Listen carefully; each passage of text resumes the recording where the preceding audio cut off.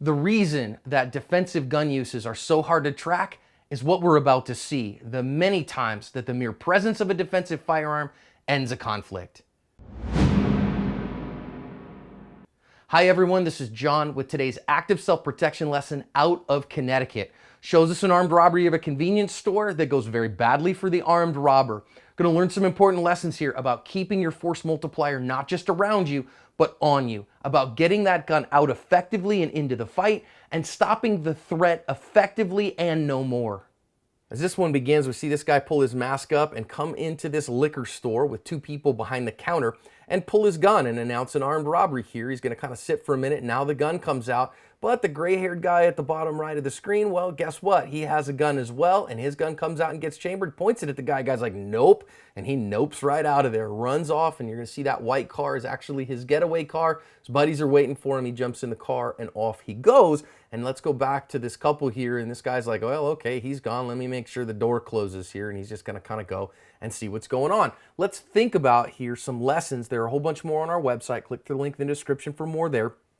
But you're always going to be working out of the ambush when you are the victim of an armed robbery. They always get to set the time and the circumstances of the attack. Obviously, this is a transitional space where he can get in and get out very, very quickly. And when they announce their robbery there, you can see the gun come out and now it's on target. Now, we know that the silver-haired guy has a gun on him.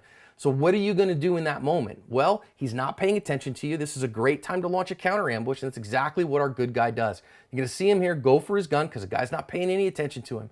Now, I'm going to give him a little bit of chiding here because, first of all, you can see that he does not have a full firing grip on his gun. One of the things you want your holster to do is to allow you to get a full firing grip on the gun while it's in the holster. Secondly, he has to chamber that firearm. That gun was not ready to go, and thankfully, this guy had enough time in this instance to get the gun out, get a grip on it, and get it chambered, but you cannot promise that you have that much time.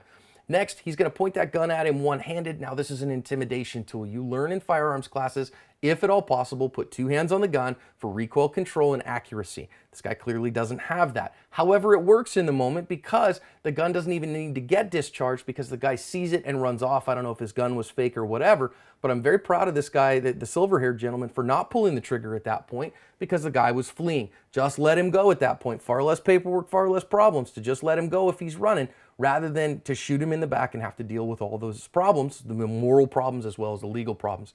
Finally, in follow-up, you want to make sure that you're getting yourself to safety, getting on the phone with 911. So from a tactical perspective, the silver-haired gentleman could have improved a few things. From an outcome perspective, this is a great defensive gun use. Gun came out. It showed that he was willing to use deadly force, didn't have to use deadly force. So I think overall he did a good job of covering his asp.